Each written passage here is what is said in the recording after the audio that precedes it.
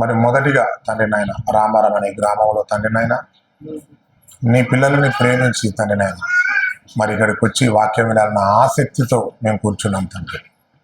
మొదటి సెక్షన్గా నాయన నాకు మీరు తోడుగా ఉండి నడిపించి ఖాళీగా వచ్చి కూర్చున్న వీళ్ళందరి మనసుల్లో నీ వాక్యం మరి వాళ్ళ హృదయాల్లో ఫలించి అభివృద్ధి పొంది తండ్రి నాయన వాళ్ళు నీ కొరకు బ్రతకాలన్న ఆలోచనలు కలిగించే విధంగా తండ్రి నాయన వాళ్ళని మరి నాయన విస్తరింపజేయండి.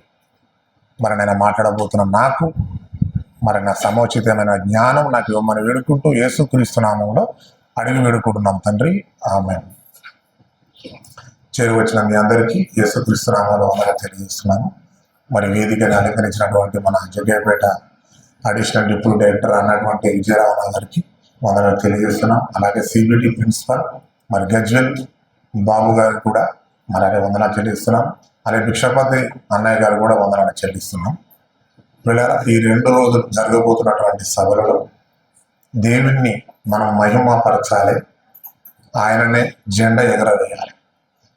ఆయన నిజంగా ఈ 2 రోజులు జరగబోతున్నటువంటి కార్యక్రమాలు మనం ఆయన కొరకు పనిచేస్తున్నామంటే నిజంగా హ్యాపీ, సంతోషం. ఎవరికి దక్కనటువంటి ఈ అదృష్టం ఈ 2 రోజులు కార్యక్రమాలలో మనం పాల్గొంటున్నామంటే నిజంగా మనకు ఆశీర్వాదం, మనకి అన్ని రకాలుగా మేలులు.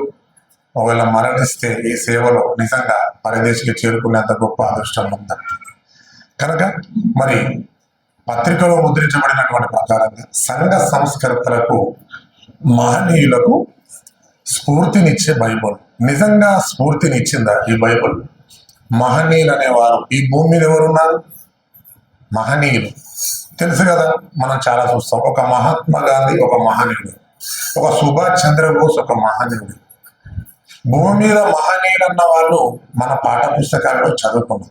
వారంతా మహనీయులు, వారే మహనీయులు అనుకొని చదువుకున్న మనం ఆ మహనీయుల నోటిలో నుంచే మరి దేవుని మాటలు వచ్చాయి.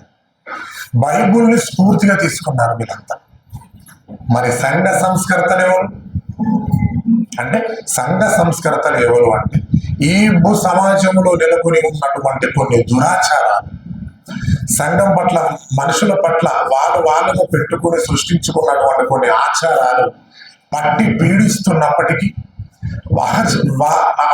అవి సమాజంలో నుంచి తీసివేసి మంచి సమాజాన్ని మెరుగైన సమాజంలోకి మరి మెరుగైన సమాజాన్ని తీసుకురావడానికి కొరకు మరి అహర్నిశం కష్టపడవాడే ఎవరు?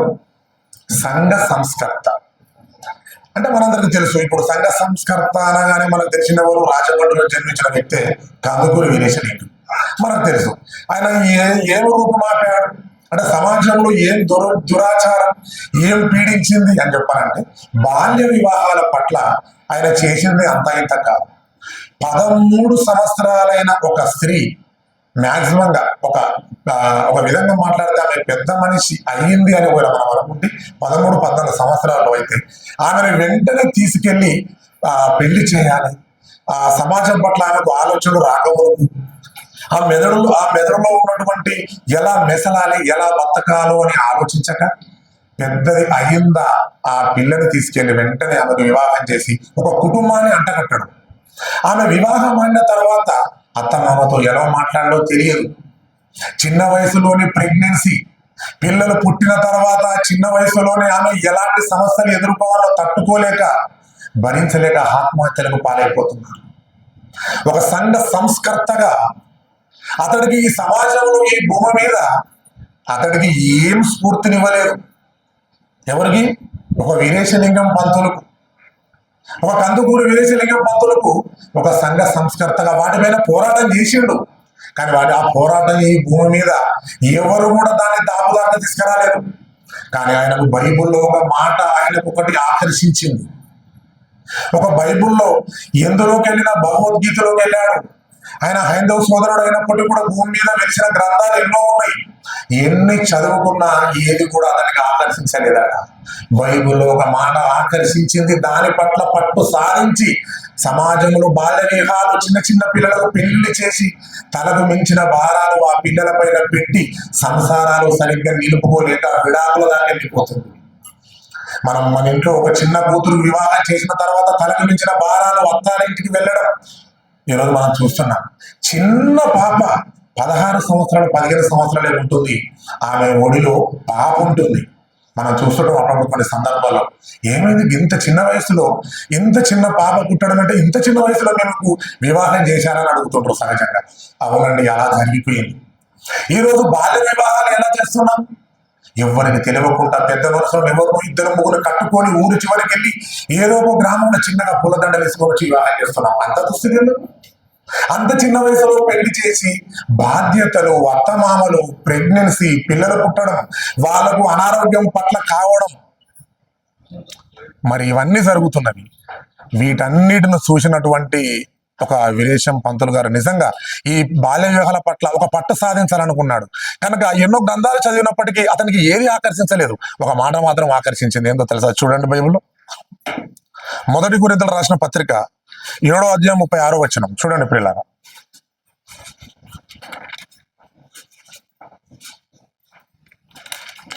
7వ అధ్యాయం 36వ వచనం. అయితే ఒకని కుమార్తెకు ఈడు మించిపోయిన ఎడల ఆమెకు వివాహము చేయవలసి వచ్చిన ఎడల ఆమెకు వివాహము చేయకపోవుట యోగ్యమైనది కాదని ఒకడు తలంచిన ఎడల అతడు తన ఇష్టము చొప్పున పెళ్లి చేయవచ్చును. అంటే ఇక్కడ పెళ్లి వద్దని చెప్పడం లేదు ఇక్కడ. అంటే బైబుల్ ఎలాంటి మాట ఇచ్చిందని చెప్పంటే, సరైన సమయంలో నువ్వు వివాహం ఆడాలని ఇచ్చింది బైబుల్. ఇక్కడ పౌలు గారు కొరింథీయులకు రాస్తుంది ఏంటంటే, అక్కడ కూడా ఇదే సమస్య ఉన్నట్టుంది. కొరింథీయులకు రాసిన పత్రికల్లో కూడా ఇలా కాస్త పెద్దది కాగానే వెంటనే ఇచ్చి పెళ్లి చేయడం, బాధ్యతలు అప్పగించడం, తద్వారా ఆమె పిల్లలు పుట్టడం, ఆమెకు ఎలా బతకాలో, ఎలా మెసలానో, సమాజంలో ఎలా బతకాలో, ఎవరితో ఎలా మాట్లాడాలో. తల్లిగారింటి మీద ఉన్నప్పుడే ఆమె 16, 17, 18, 20 సంవత్సరాల్లో సమాజంలో జరుగుతున్న వాటన్నిటిని తెలుసుకొని వివాహం ఆడటం మంచిది. అలా వివాహం ఆడడం ద్వారా తన కుటుంబం నిలుస్తుంది, తన కుటుంబం బాగుంటుంది, తన కుటుంబాన్ని రక్షించుకుంటుంది. కనుక ఇంత చిన్న వయసులో మీరు పెళ్లి చేస్తున్నారు, పిల్లలు పాడైపోతున్నారు. వెంటనే నాకు నచ్చట్లేదు అంటుండు, ఆ అమ్మాయి నాకు నచ్చలేదు అంటుండు. వివాహం చేసుకున్న తర్వాత ఆ అబ్బాయి నాకు నచ్చలేదు అంటుండు. వెంటనే వివాహం జరిగిపోతుంది, వెంటనే వివాహం విడిపోతున్నారు స్పాట్ల. కారణం ఏంటంటే వాళ్ళకు అనుభవం రాలేదు కనుక బాల్య వివాహాలు చేసి చిన్నపిల్లలు పాడైపోతున్నారని చెప్పని ఆయన ఒక సంఘ సంస్కర్తగా ఎంతో పోరాటం చేసిండు. కనుక అతనికి మరి ఆకర్షించింది ఏంటంటే బైబిల్లో ఉన్నటువంటి ఈ మాటే. ఒకరికి ఈడు మించిపోయిన తర్వాత వివాహం చేయి, ప్రాబ్లం లేదు. 16 నుంచి 18, 20 సంవత్సరాల దాకా నీ ఇంటి మీద పెరిగి అన్ని సమాజంలో జరుగుతున్నవి టీవీల్లో, న్యూస్లో, పేపర్లో ప్రతి విషయాన్ని మైండ్ మెచ్యూరిటీ అయిన తర్వాత వివాహం ఆడితే బాగుంటుంది అని ఒక సంఘ సంస్కర్తకు ఆకర్షించింది బైబిల్ నుంచి ఒక మాట. మరొక సంఘకర్త అతడు ఎవడో కాదు, మనకు తెలుసు. ఈ భూమి మీద బ్రిటిష్ పరిపాలన జరుగుతున్న కాలంలో ఒక పెద్ద దురాచారం ఏర్పడిందండి. అదే సతీ సహగమనం. ఒక చిన్న 16 ఏళ్ళ ఒక అమ్మాయికి 70 ఏళ్ళు 60 ఏళ్ళు వచ్చిన ముసలాడినిచ్చి పెళ్లి చేస్తే ఎలా ఉంటుంది చెప్పండి? బాగా ఆలోచించాలి మీరు. ఒక 16 ఏళ్ళ అమ్మాయికి తీసుకెళ్లి ఒక 70 ఏళ్ళు 60 ఏళ్ళు ముసలాడిచ్చి పెళ్లి చేస్తే వాడు ఎంతవరకు కాపురం చేయగలడు? మొహమాటంగా మాట్లాడుతున్నాను నేను. ఎంతవరకు కాపురం చేయగలడు? ఒక 5 నుంచి ఒక 6 or 10 years సంసారం చేయగలడు. తర్వాత మరణించిన తర్వాత ఈమె 16 నుంచి 10 సంవత్సరాలకు ఎదిగేసరికి ఈ స్త్రీ ఏ వయసుకు వస్తుంది? ఇంచుమించు 25 వస్తుంది. ఇప్పటికి 25 దాకా గోల్ పెట్టుకొని నేను చదివి ఒక జాబ్ వచ్చేదాకా పెళ్లి చేసుకోని వాళ్ళు లేరా? భూమి ఉన్నారు. 25 సంవత్సరాల దాకా పెళ్లి కాని స్త్రీలు కూడా ఇప్పటికి ఉన్నారు. అలాంటిది 16, 14 సంవత్సరాలు 16 ఏళ్ళైనటువంటి ఒక అమ్మాయిని 70 ఏళ్ళు 60 ఏళ్ళు 50 క్రాస్ అయిన వ్యక్తికి వివాహం ఇచ్చి పెళ్లి చేసిన తర్వాత, చనిపోయిన తర్వాత ఆ వ్యక్తి ఒకవేళ ఆయుష్ బాగుండి 100 ఏళ్ళు బ్రతుకుతే ఓకే. ఒకవేళ 10 ఏళ్లకు వృద్ధుడు 18 ఏళ్ళు ఒక 80 ఏళ్ళు అయిన తర్వాత ఆ వ్యక్తి మరణిస్తే మరి బతుకున్న తన భార్య తన పిల్లలని బ్రతికి ఉండగానే కట్టెలు పేర్చి చంపేయాలి, కాల్చేయాలి. ఇది ఎంత భయంకరమైనటువంటి దుస్థితి చెప్పు. అప్పుడు మన భారతదేశాన్ని రవి అస్తమించిన సామ్రాజ్యం ఏంది? బ్రిటిష్. ఆ బ్రిటిష్ పరిపాలనలో ఈ ఆచారం, ఈ దురాచారం భయంకరమైన వెలిసింది మన భారతదేశంలో. దీనిపై ముసలి వారికి ఒక 16 ఏళ్ల అమ్మాయినిచ్చి పెళ్లి చేసి వెంటనే అతడు మరణిస్తే కుటుంబంతో ఉన్నటువంటి తన పిల్లలను, తన భార్యని సైతము మరి గ్యాసులో పోసి మంటలలో కాల్చి పిలిచి చంపుతుంటే అసలు సమాజం తట్టుకోగలదా? ఇంతటి పీడిస్తున్నటువంటి ఈ దురాచారాన్ని నుంచి పడేది ఆ కాలంలో ఏం కనిపించలేదు. పోరాడుతున్న ఒక వ్యక్తి ఎవరు? రాజా రామ్ మోహన్.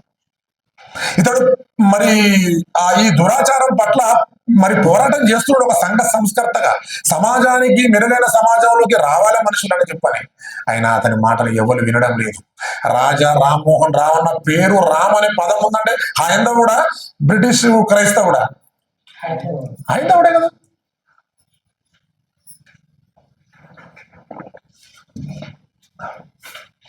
అంతగా పీడిస్తూ, అంతగా ప్రజల పట్ల మంచి సమాజాన్ని, మెరుగైన సమాజాన్ని రప్పించాలని అనుకున్నప్పుడు అతని మాట ఎవరు నమ్మడం లేదు, ఎవరు కేర్ తీసుకోవడం లేదు.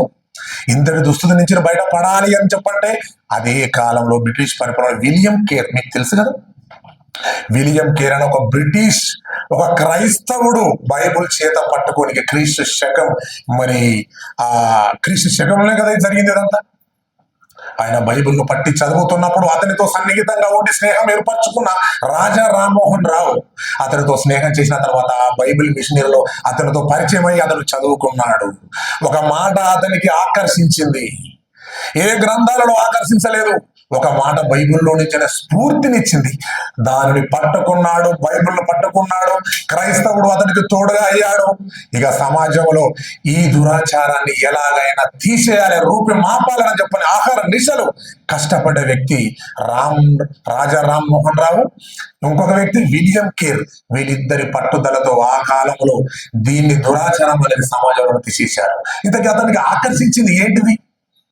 ఎంతటి దురాచారం తెలుసా? పెళ్లి చేసుకున్న తర్వాత భర్త చనిపోతే బైబుల్ ఎలాంటి స్ఫూర్తినిచ్చిందో చూడండి. అదే రోమపత్రిక 7వ అధ్యాయం, రోమపత్రిక 7వ అధ్యాయం 2-3 వచనాలు. భర్త గల స్త్రీ భర్త బ్రతికి ఉన్నంత వరకే ధర్మశాస్త్రం వలన అతనికి బద్ధురాలు. కానీ భర్త చనిపోయిన ఎడల భర్త విషయమైన ధర్మశాస్త్రం నుండి ఆమె విడుదల పొందును. కాబట్టి భర్త బ్రతికి ఉండగా ఆమె వేరొక పురుషుణ్ణి చేరిన ఎడల వ్యభిచారి అనబడును. కానీ భర్త చనిపోయిన ఎడల ఆమె ధర్మశాస్త్రం నుండి విడుదల పొందిన కనుక వేరొక పురుషుని వివాహం చేసుకొనినను వ్యభిచారి కాకపోవును. ఇంకో మాట చూడండి, 1 కొరింథీ 7:39. 1 కొరింథీయులకు రాసిన పత్రిక 7వ అధ్యాయం 39వ వచనం.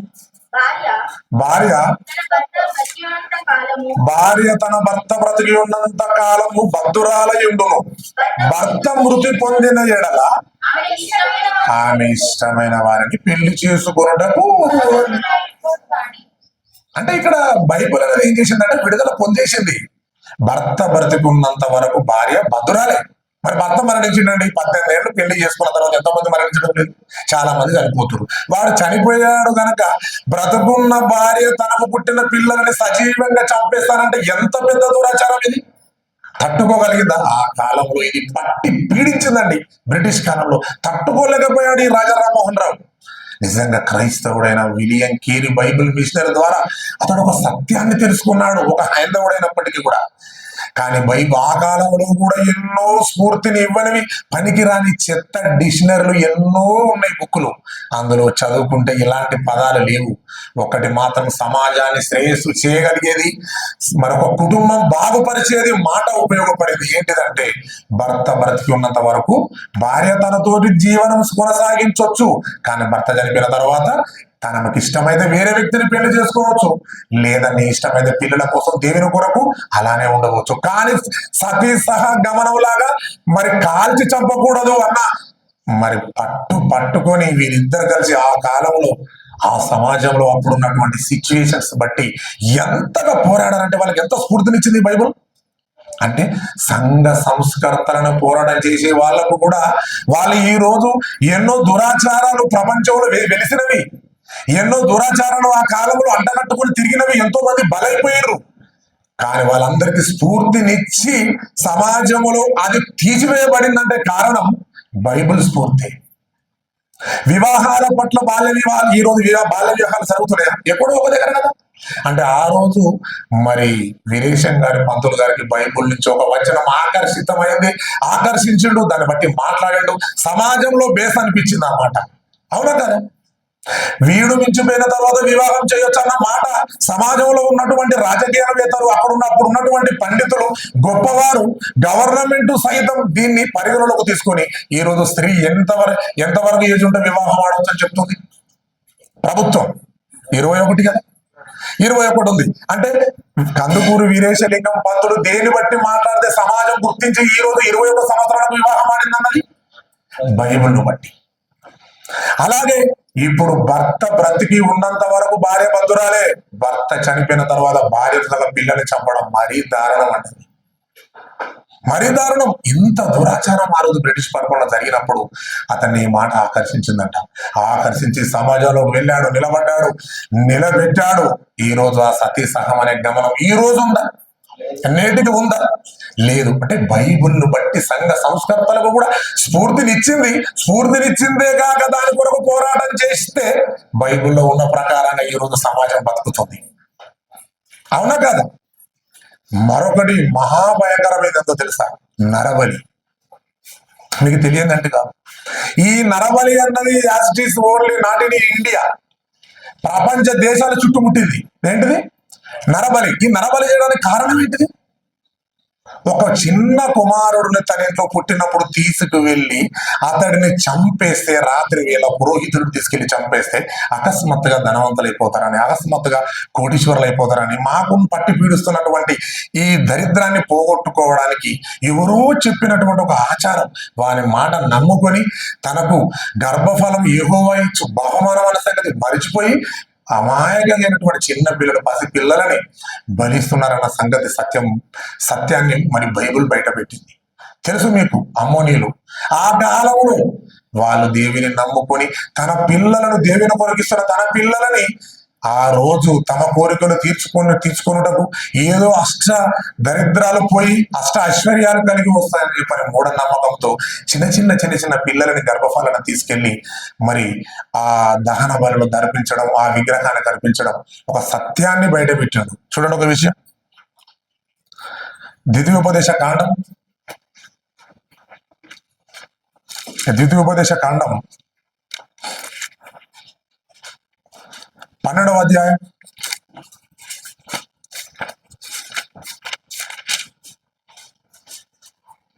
31, 32.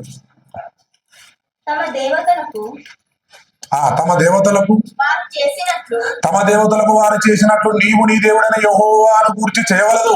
ఏలయనగా యెహోవా ద్వేషించు ప్రతి హేయ క్రియను వారు తమ దేవతలకు చేసిరి. వారు తమ దేవతల పేరట తమ కుమారులను, తమ కుమార్తెలను అగ్నిహోత్రములో కాల్చివేయరు కదా అన్నాడు. అంటే నేను మీకు ఆజ్ఞాపించుతున్న ప్రతి మాటను అనుసరించి చేయవలను, దానిలో నువ్వు ఏమి చేయకూడదు, దానిలో నుండి ఏమీ తీసివేయకూడదు అన్నాడు. ఆజ్ఞించాడు ఇశ్రాయేలులకు ఆ రోజు ఐగుప్తుల నుంచి బయలుదేరిన తర్వాత. ఇదిగో మీ చుట్టూ ఉన్నారు అన్యులు, అమ్మోనీయులు, అమాలేకీయులు, ఎంతో మంది ఉన్నారు. అన్యుల ఆచారాలు భయంకరంగా ఉన్నవి. నేను పుట్టిస్తున్న ప్రతి గర్భఫలం, పండించి భూమి మీదకి పంపిస్తున్న ప్రతి గర్భఫలం నేనే ఇస్తున్నా. గర్భఫలం యెహోవా ఇచ్చు బహుమానం అని వారికి తెలియక వాళ్ళకు భూమి మీద ఏవో అష్టాలు, ఏవో ఐశ్వర్యాలు కలిగి వస్తాయని పుడుతున్న ప్రతి బిడ్డ వారి ద్వారా నేను ఏదో కోరికలు తీర్చుకొని నా పిల్లలను భూమి మీదకి పంపించి మరి నేను వారి ద్వారా నేను మహిమపరచుకోవాలని నేను అనుకుంటే ఆ పిల్లలను అన్యాయంగా మరి బలిస్తున్నారు, చంపేస్తున్నారు. చనిపోతున్న ప్రతి బిడ్డ తన కుటుంబం ఎంత బాధపడి ఉంటుందో ఒకసారి ఆలోచించండి. ఎగ్జాంపుల్ ఇప్పుడు నా కుటుంబం ఉందండి, నాకు ఒకగానొక కుమారుడు ఎదురు చూసిన తర్వాత 4 ఆడపిల్లల తర్వాత ఒక కుమారుడు పుట్టిండు. ఆ కుమారుడిని ఈ లోకంలో ఉన్నటువంటి అన్యులు మీకు సర్వ దరిద్రాలు పోయి అష్టాలు వస్తాయి, మీరు గొప్ప వాళ్ళు అయిపోతారని ఒక్క మాట దురాచారం బయలుదేరింది. దాన్ని నమ్మి నా ఉన్నగానొక కుమారుని తీసుకెళ్లి ఎక్కడో బలిస్తే ఒక విగ్రహానికి ఆ కుటుంబం ఏమైపోవాలో చెప్పు. ఎంతో మంది పిల్లలు లేక బాధపడుతున్నారు, ఇబ్బంది పెడుతున్నారు. 4 ఆడవాళ్ళు పుట్టిన తర్వాత కూడా ఒక మగ కుమారుడు గురించి ఎదురు చూస్తున్న కుటుంబాలు లేవా ఇప్పటికి? ఎంతో మంది ఉన్నారు. ఇప్పటికి ఇంట్లో ఆడపిల్లలు ఉండి ఆ గర్భసంచి బాగలేదు అని చెప్పని హాస్పిటల్ అది తీసేసిన తర్వాత ఇక నాకు కుమారుడు పుట్టడు అన్న బాధ ఏ కుటుంబంలో లేదు చెప్పండి? ప్రతి కుటుంబంలో వెంటాడుతుంది ఆ బాధ. అలాంటిది దేవుడు మనం ఏది అడగకపోయినా చేయకపోయినా ఆయన గర్భఫలాలు తన ప్రియులుగా మనం నిద్రించుతుండగా ఆయన ఇస్తున్నాడు కదా బహుమానం. మరి ఆ బహుమానాన్ని ఆయన కొరకు పెంచి కుటుంబం అంతా ఆయన సేవలో వాడబడాలని ఆయన కోరుకుంటే ఆ ఉన్న కుమారుని తీసుకెళ్లి అక్కడ అన్యులు ఏం చేస్తున్నారంటే నరబలి ఇస్తున్నారు. ఈ ఆచారం అంతా ఇశ్రాయేలులోకి వచ్చి ప్రపంచ దేశం అంతా వ్యాపించిన తర్వాత నరబలి అనేది ఒక పెద్ద దురాచారం అయిపోయి ప్రపంచాన్ని పీడిస్తుందని దేవుడు తెలుసుకుని తన పిల్లలకు చెప్తున్న మాట అన్నమాట ఇది. ఇదిగో మీరు వాళ్ళు చేయలేసినట్టుగా మీరు చేయకూడదు. అదే కదా ఇక్కడ రాయబడింది 31. తమ దేవతలకు వారు చేసినట్లు నీవు నీ దేవుడైన యెహోవాను గుర్తు చేయవలదు. ఏలయనగా యెహోవా ద్వేషించు ప్రతి హేయక్రియ వారు తమ దేవతలకు చేసిరి. వారు తమ దేవతల పేరిట తమ కుమారులను తమ కుమార్తెలను అగ్నిగోత్రంలో కాలుస్తున్నారు. పుట్టిన తర్వాత పురుడు చేసుకుని గొప్ప పేరు పెట్టుకోవాలనుకున్న తల్లిదండ్రులు ఆ సంతోషం నుంచి వెంటనే ఆ ఆనందాన్ని పోగొట్టుకొని ఇలా చేతులు పెట్టుకుని నిలబడి పెద్ద విగ్రహాన్ని కట్టారని అమ్మోనీయులు. ఎంత పెద్ద విగ్రహం తెలుసా? 1000 అడుగుల విగ్రహం అన్నది చరిత్ర చెప్తుంది. ఒక 1000 అడుగులు అటువంటి ఒక విగ్రహం పేద కట్టి 2 చేతులతో ఇలా ఉంచి ఆ చేతులకు ఆనుకొని కింద పెద్ద అగ్ని మంటపం చేసి ఎప్పుడు షడ్రక్ మేషక్ అబద్ధినికో 7 అంతలు కాల్చేయమన్నారు కదా, అంతటి పెద్ద అగ్ని కింద మండుతూ ఉంటుంది. ఆ కింద మండుతూ ఉన్నటువంటి ఆ అగ్ని మీదకి 2 చేతులు చాపేలా తయారు చేశారు వాళ్ళు. ఎవరు? అమ్మోనీయులు. వాళ్ళ దేవత పేరేంది? వాళ్ళ దేవత పేరేంది తెలియదా? ఆ దేవత పేరు ఇలా ఉంటుంది. ఇలా పెద్దగా 2 చేతులు పెట్టి ఇలా ఉంటుంది.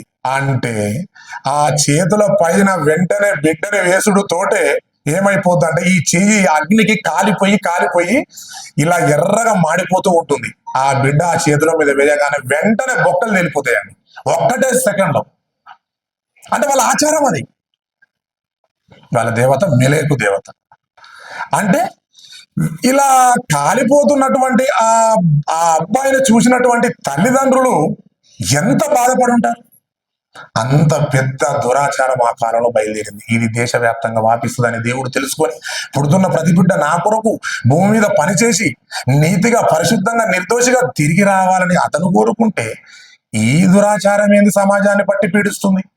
కనుక ఇది రూపు మాపాలే, ఇది సమాజంలో ఇది నిలకూడదు. ఇది తరతరాలకు ఈ దురాచారం సమాజంలోకి వెళ్ళకూడదని ఆలోచించి ఆ రోజు దేవుని పిల్లలకు చెప్పాడు. ఈ రోజు బైబిల్ చదువుకుంటున్నాం మనమంతా. దేవుడు ప్రపంచ వ్యాప్తంగా మరి ఈ గ్రంథం అన్ని భాషలలో వెలిచి ఈ బైబిల్ చదువుకుంటున్నారు. ఇప్పటికి నరబలి ఉందా? నరబలి సమాజంలో కనిపిస్తుందా? లేదు. సంఘ సంస్కర్తలకు స్ఫూర్తినిచ్చింది బైబుల్ చదివితే నరబలి అది అక్కడికి ఆగిపోయింది. ఈ రోజు యెహోవా ఇచ్చు గర్భఫలం అనేది తీసుకుంటున్నావు, దేవుని కొరకు పిల్లల్ని పెంచుతున్నావు. ఇంత మంచిగా నీ కుటుంబాన్ని ఆడపిల్లల్ని సహితం చదివించాలి, గొప్ప చదువులు చదివించాలి, గొప్ప సంబంధాలు చూడాలనే స్థితికి చేరిందంటే కారణం బైబుల్. ఈ రోజు ఆడబిడ్డని తెరవగానే కడుపులో చంపేవారు లేరా? కొంతమంది ఉన్నారు, కొద్దిమంది. చాలా మంది ఇప్పుడు తక్కువ అయిపోయారు. మరి వాళ్ళందరూ ఆడబిడ్డలు కూడా చంపకుండా వాళ్ళు ఉంటున్నారంటే కారణం బైబిలే. ఇస్తున్న ఆడబిడ్డ గాని మగబిడ్డ గాని యెహోవా ఇచ్చు గర్భఫలం అన్నారు. అంటే పిల్లరా ఇంత పెద్ద రూపుమాపింది నరబలి అనేది సమాజంలో లేకుండా చేసిందంటే కారణం దట్ ఈస్ బైబుల్. ఈ బైబుల్ని పట్టుకున్న వారు ఈ దురాచారాలను ఈ నుంచి బయటపడ్డవారు వాళ్ళంతా. ఈ సంఘ సంస్కర్తలను పేరు పాంచిన వారందరూ, మనం వింటున్న ఆ పేర్లందరూ వారు ఈ రోజు మనకు వాళ్ళు దేనిని బట్టి స్ఫూర్తి తీసుకొని సమాజంలో నెలకొన్నారు అంటే బైబుల్. పిల్లరా దేశాన్ని పట్టి పీడించిన ఎన్నో దురాచారాలు బయలుదేరిన సమాజంలో. వాటిని పట్టి వాటన్నిటి దాటిన తరంలో ఉన్నాం మనం అంతా అదృష్టవంతులం. ఆ కాలంలో నువ్వు ఉంటే కూడా నీ కుమారుడు కూడా ఇచ్చేవాడువే, తప్పదు మరి. నేను కూడా ఆ కాలంలో ఉంటే కూడా అష్టదరిద్రాలు పోయి అష్టైశ్వర్యాలు వస్తున్నాయంటే నువ్వు నమ్మకుండా ఊపుకుంటావా? మరలా ఉంటే మరలా కుమారుడు పుడతాడులే అనుకొని ఇచ్చే కుమారుడు ఇచ్చేద్దామని అనుకుంటాడు. మళ్ళా పుట్టకుండా ఉంటారా కుటుంబానికి? ఇప్పుడు ముగ్గురు పుట్టారు, ఒకరిని బలిస్తే నువ్వు ఐశ్వర్యవంతుడు అవుతావు అన్న తర్వాత పుట్టేది ఇచ్చేది గర్భఫలం దేవుడు కదా, నువ్వు కాదు కదా అనుకుని మనం ఏం చేసామంటే ఒకడు పోతే ఎందులో మరో భూమి మీదకి వస్తాడు అని చెప్పిన నమ్మకం మీద మనం బలిచ్చేవాళ్ళం. అవునా కదా? అంటే ఇప్పుడు ఆ దురాచారాల నుంచి అవన్నీ సమాజంలో లేని సమయంలో పుట్టాం, లేని తరంలో పుట్టాం కనుక మనందరం ఇప్పుడు హ్యాపీగా ఉన్నాం. అంటే ఇలాంటి సమాజంలో ఉన్నటువంటి ఎన్నో దురాచారాలు ఆచారాలు పట్టి పీడించినవి. వీటిపైన కొంతమంది సంఘ సంస్కర్తలు మరి వాటి గురించి పోరాడిర్రు, వాళ్ళకు స్ఫూర్తినిచ్చింది ఏది అని చెప్పాలంటే ఒక క్రైస్తవుడు మాత్రం తెలుసు, అదే బైబుల్. ఇకపోతే ఇంకా రెండు భయంకరమైనటువంటి నేటికి కనిపించే దురాచారాలు ఉన్నాయండి. అదేంటిదంటే వివాహ బంధం. దేవుడు వివాహ బంధం అనేది ఒకటి మంచి చక్కని ఏర్పాటు చేశాడు.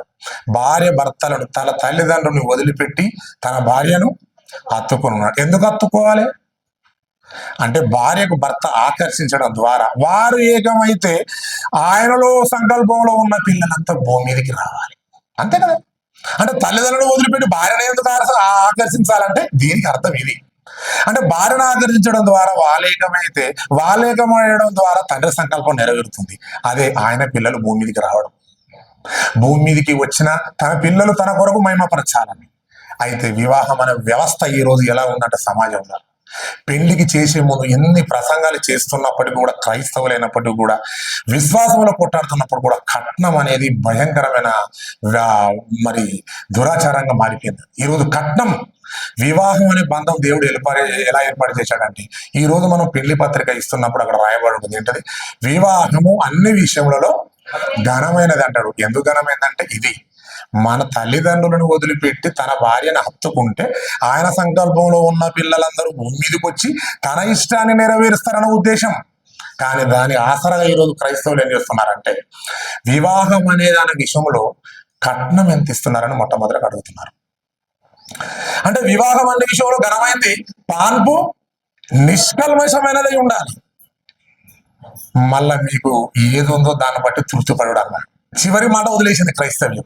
వివాహం అన్ని విషయంలో ఘనమైందని చెప్పిన పత్రికలో ముద్రిస్తారు, కానీ దాని తర్వాత నెక్స్ట్ మాట అయినటువంటి మాటను మాత్రం క్రైస్తవ్యం తీసుకుంటలేదు. పాన్పు నిష్కల్మషం. ఒకసారి నీకు 3 ముళ్ళు నీ మెడలో పడ్డ తర్వాత, ఒక భర్తకు కమిట్మెంట్ అయిన తర్వాత నీ బెడ్ మీద కనిపించేది నీ భర్తే, నీ భార్య. మరొకరిని ఊహించుకోవడానికి వీల్లేదు. చాలా మంది సినిమాలు చూస్తున్నారు, టీవీలు చూస్తున్నారు, మంచి మంచి ఆకర్షణతో మేకప్ చేసి చాలా అందమైన హీరోలు సినిమా నటించినప్పుడు వాటిని చూస్తున్నప్పుడు పక్కనున్న భార్య నల్లగున్నా బాగలేకపోయినా వాని వెంటనే మర్చిపోయి వాళ్ళు ఏకంగా వాళ్ళు కలుసుకున్నప్పుడు ఏకంగా ఉన్నప్పుడు అంత ముందుకు ఏదైతే దృశ్యాలు మరి సెల్లులో టీవీలో చూశాడో ఆ దృశ్యాన్ని ఊహించుకుంటూ తన భార్య దగ్గరికి వెళ్ళిపోతున్నాడు. నిష్కల్మషంగా ఉండకూడదు, నిష్కల్మషంగా ఉండాలి. పాన్పు, పుట్టబోతున్నటువంటి కుమారుడు నీకు కనిపిస్తున్న బిడ్డ మీద నీ భార్య కనిపించాలి, నీ ఊహల్లో కూడా. ఇది దీనికి అర్థం. నిష్కల్మషంగా కల్మషంతో కూడుకున్నటువంటి గర్భఫలాలే భూమి మీదకి వస్తున్నాయి. కనబడుతున్న భార్యను ప్రేమించగా కనబడాలి ఎప్పుడో టీవీలో చూసి వాటిని ఊహించుకొని నీ భార్య దగ్గరికి వెళ్ళిపోతున్నావు అంటే నీ ముఖంలో కనిపించాల్సింది నీ భార్య లక్షణాలు, నీ భార్య ఉన్నటువంటి ఆ ముక్కు ముఖం ఏదైతే ఉందో ఆ రూపం, దాన్ని బట్టే పోవాలి తప్ప నువ్వు ఎవరినో ఊహించుకొని ఏమని కలుసుకున్న వాళ్ళు లేరా? ఎంతో మంది ఊహల్లో 1000 మంది ఉన్నారు. మరి అది ఆ నిష్కల్మషమైందా? పాన్పు కాదు, కల్మషంతో కూడుకుంది. అందుకే అంటున్నాడు దేవుడు వివాహం అన్ని విషయంలో ఘనమైంది, పాన్పు నిష్కల్మషంగా ఉండాలి. పుట్టబోతున్న ప్రతి పూట మీ ఇద్దరు ఏకమై ఉండాలి, మీ ఆలోచనలు ఏకమై ఉండాలి. నా భర్త లేకపోతే నీ బతకలేడు అనుకోవాలి, భర్త లేకపోతే భార్య లేడు అనుకోవాలి. వాళ్ళ ముఖాలే కనిపించాలి, వాళ్ళే కలయికై ఉండాలి. వాళ్ళ రూపంలోనే దిగుతాడు భూమి మీదకి. నీ ఊహ ఎక్కడో ఉండి నీ భార్య దగ్గరికి వెళ్ళావా, అది కల్మషంతో కూడుకుంది. అది అందుకే వివాహం అన్నది వ్యవస్థ దేవుడు ఇంత పవిత్రంగా పెట్టాడు. దాన్ని ఏం చేశారంటే కట్నం రూపంలో వ్యాపారం జరుగుతుంది ఈరోజు సమాజంలో. నా బిడ్డను ఒక వ్యక్తికి ఇవ్వాలని చెప్పారంటే నేనేమనుకోవాలి? ఇప్పుడు ఏదో 5 లక్షలు ఇస్తే 10 లక్షలు ఇస్తే పోతుందిలే నేను అనుకుంటాం. కానీ అతడు ఊహ ఎలా ఉంటది? ఇతడికి కారు ఉంది, బిల్డింగ్ ఉంది, అన్ని ఉన్నాయి. ఏం కాదులే, 1 కోటి రూపాయలు అడిగితే ఓ 50 లక్షలు అడుగుతులే, క్రైస్తవుని కనుక నేను డైరెక్ట్గా అడగలేను కనుక ఒక మధ్యవర్తిని పెట్టుకొని ఓ 50 లక్షలు అడుగుదాంలే అనుకుంటాడు. మధ్యలో ఎవరో ఉంటారు కదా పెద్ద మనిషి, ఆ పెద్ద మనిషితో అంటుందంటే అతడికి ఆస్తులు బాగున్నాయని తెలిసింది, డబ్బులు బాగున్నాయి కనుక ఒక 50 లక్షలు ఇవ్వమని, ఒక కారు, ఒక బైకు, ఇవన్నీ అడుగుతాడు క్రైస్తవుడు. అంటే మరి క్రైస్తవుడు అయినప్పటికీ అతడికి ఎంత ఉంటే నీకెందుకు, ఇచ్చింది తీసుకోవాలి, వివాహం చేసుకోవాలి తప్ప ఈ కట్నం అనే ముసుగులో ఈ రోజు ఇస్తానన్న తర్వాత కూడా, ఒప్పుకున్న తర్వాత కూడా, వివాహమైన తర్వాత కూడా అది డబ్బులు వెళ్ళకపోయేసరికి సమయం లేట్ అయినా పోతే వెంటనే పిల్లని ఇంటికి పంపించిన దాఖలు లేవా? ఒప్పుకున్న తర్వాత కట్నం, అవునా కదా? ఒక 20 లక్షలు కట్నం ఇస్తాను ఒప్పుకున్న తర్వాత మనం ఏలేని పరిస్థితిలో పెళ్ళైపోయి వివాహం అయిన తర్వాత ఈ రోజు క్రైస్తవులమని చెప్పుకొని భక్తులమని చెప్పుకుంటాం, మన పిల్లలు ఇంటికి తిరిగి రావడం లేదా? ఎందుకు వచ్చావమ్మా ఈ రోజు అని చెప్పంటే అంటుంది, ఏమంటుంది ఈరోజు, డాడీ మీరు 20 లక్షల కట్నం ఒప్పుకున్నారు కదా, మీరు 20 లక్షల కట్నం ఒప్పుకున్నారు కదా, దానికి 10 లక్షలే ఇచ్చారు, మరి మిగతా 10 లక్షలు మీరు ఇవ్వలేదు కనుక నన్ను ఇంటికి పంపించిర్రు అత్తమామలు భర్త. అదిగో ఇంత గొప్ప ప్రసంగం చేస్తాడు, ఇంటికి పోయినప్పుడు అన్ని, ఇంటికి వెళ్ళినప్పుడు ఆ గోడల పైన వాక్యమే, మనసులో వాక్యమే, ఏం మాటలైనా సత్యంగానే మాట్లాడుతూ కట్నం విషయానికి వచ్చే వరకు భార్యను ఇంటికి పంపించాడా అని అంటే పంపించాడు. అంటే ఇది పోలీస్, ఇవ్వను వెళ్ళను అంటే పోలీస్ స్టేషన్ దాకా వెళ్ళే కేసులు కూడా ఉన్నాయి. క్రైస్తవులమైనప్పటికీ లోపల చెప్పుకోలేకపోతున్నాం, కానీ ఈ దురాచారం అనేది పెద్ద వ్యాధి లెక్క మారిపోయింది ఇప్పటికీ. ఇంత క్రైస్తవులు మనం చెప్పుకుంటున్నాం, మనం కట్నం విషయంలో మనం ఏమాత్రం తగ్గడం లేదు. కావాలి ఖచ్చితంగా ఇంత అయితేనే చేసుకుంటూ అన్నవాళ్ళు కూడా లేరా? ఖచ్చితంగా ఉన్నారు క్రైస్తవులు. అంటే దేవుడు వివాహాన్ని ఏర్పరిచిన విధానం వేరు, మనుషులు అనేది దాని కట్న వరకట్నం అనే రూపంలో ఈ రోజు దాన్ని పెద్ద ఎత్తున దురాచారంగా చేశారు. చూడండి ఎబ్రీ పత్రిక 13వ అధ్యాయం 4-5 వచనాలు చదవండి. ఎబ్రీ పత్రిక 13వ అధ్యాయం 4-5 వచనాలు. వివాహం అన్ని విషయంలో ఘనమైనది, పాన్పు నిష్కల్మషంగా ఉండాలి, వేష సంగతులను, వ్యభిచారకులను.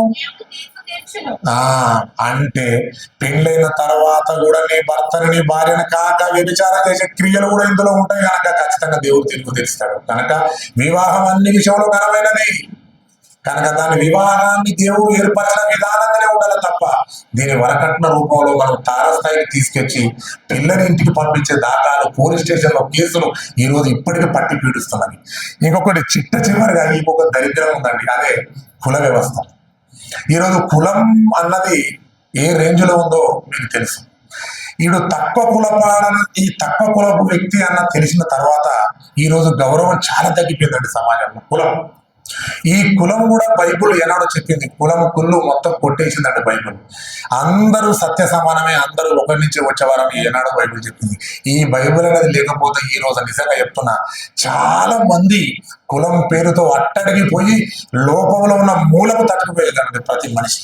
ఎంత భయంకరమైన వ్యక్తి, బీసీలో కొన్ని కులాలు, ఎస్సీలో కొన్ని కులాలు, ఇలా కులం పేరుతో ఊరు చిట్ట చివరికి వెళ్ళిపోతుంది ఈరోజు మనిషి. అవునండి, ఇక్కడ మాదిగ వాళ్ళు ఎక్కడ ఉంటారంటే ఒక వ్యక్తిని అడుగుతామంటాడు, ఊరు చివరికి వెళ్ళు అక్కడ ఉంటారండి వాళ్ళు.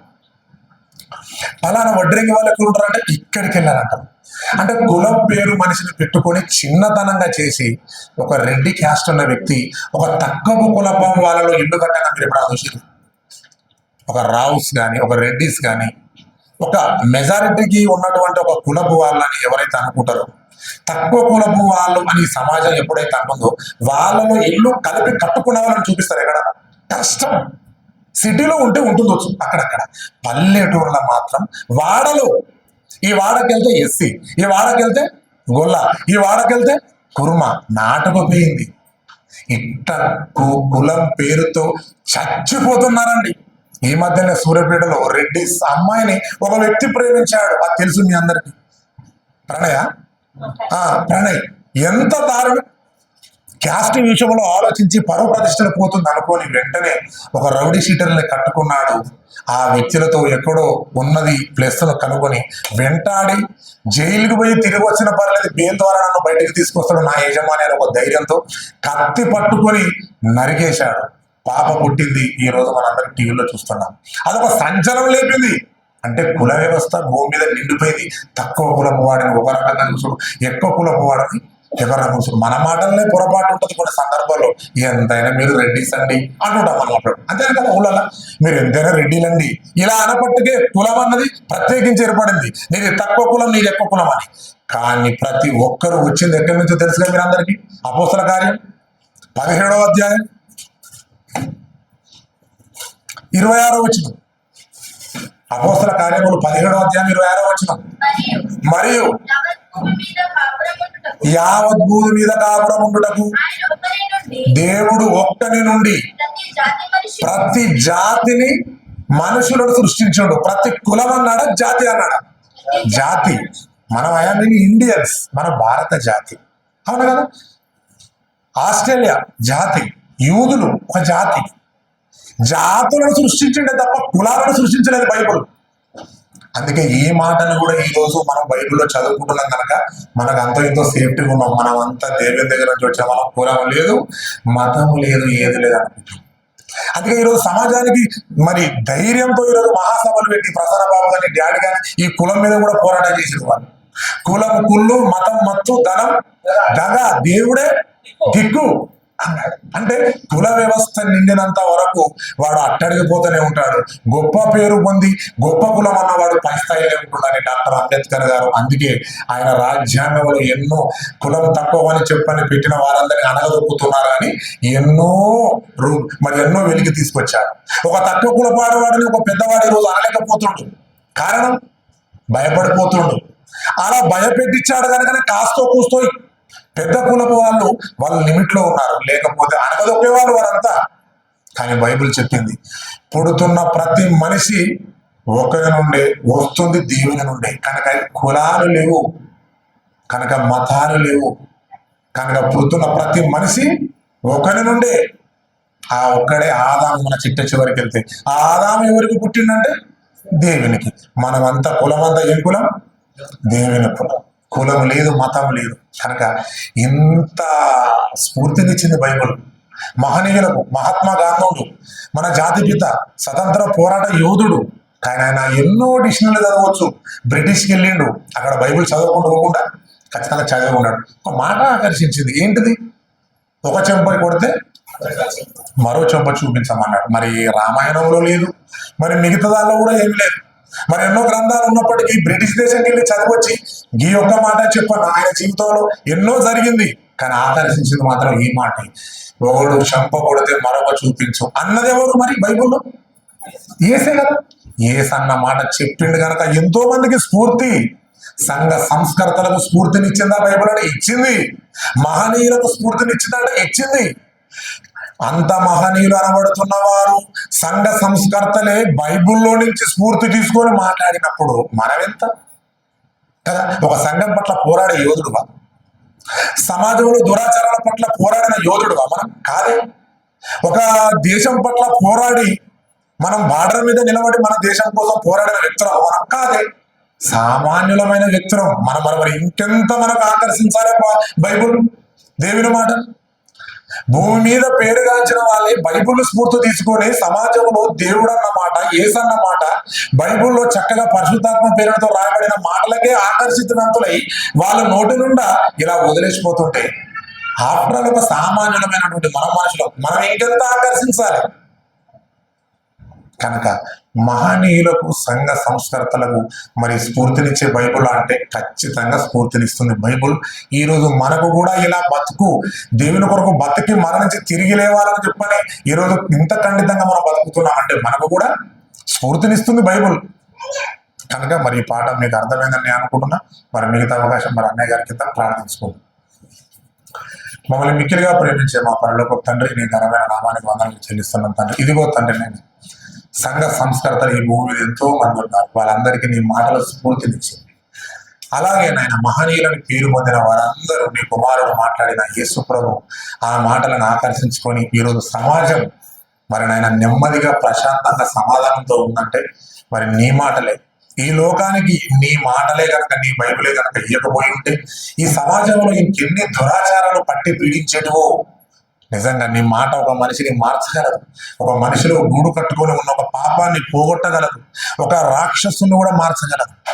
నిజంగా తండ్రి, నీ మాటలు ఎంతో విలువైనవి. కనుక తండ్రి నాయన ఈ మాటలు విన్నా మరి నాయన నీ పిల్లలు మరి నాయన బైబుల్కు ఆకర్షిత బంతులై మరి ఇంతమందికి స్ఫూర్తినిచ్చిన ఈ బైబుల్ మరి నీది మామూలు బైబుల్ కాదు, ఇందులో రాయబడ్డ మాటలు కేవలం మనుషులు రాసింది కాదని మరి పరిశుద్ధాత్మన ప్రేరణతో రాయబడిందని మేము ఆకర్షించి ఇంకా లోతుల్లోకి వెళ్ళి ఇంకా బాగా పరిశీలనగా ఉంచి మేము కూడా మరి ఎంతో మందికి స్ఫూర్తినిచ్చిన ఈ బైబుల్ ఇది గొప్పదని హత్తుకొని ఆ మాటలను మా హృదయంలో పెట్టుకొని మరి నాయన జీవించలాగున మాకు సహాయం చేయండి. మరి నెక్స్ట్ మాట్లాడబోతున్నటువంటి విజయరామన్న గారికి ఆయన పట్ల ఆత్మీయమైనటువంటి మాటలు ఎన్నో మేము నేర్చుకొని మరి మేము బలపడి మరి ఈ సభని ఈ మీటింగ్ని మరి నాయన మంచి మరి ముగింపులో కూడా మా అందరికి ఆత్మీయ మాటలు నేర్పించమని వేడుకుంటూ యేసుక్రీస్తు నామమున అడుగుతున్నాం తండ్రి, ఆమేన్.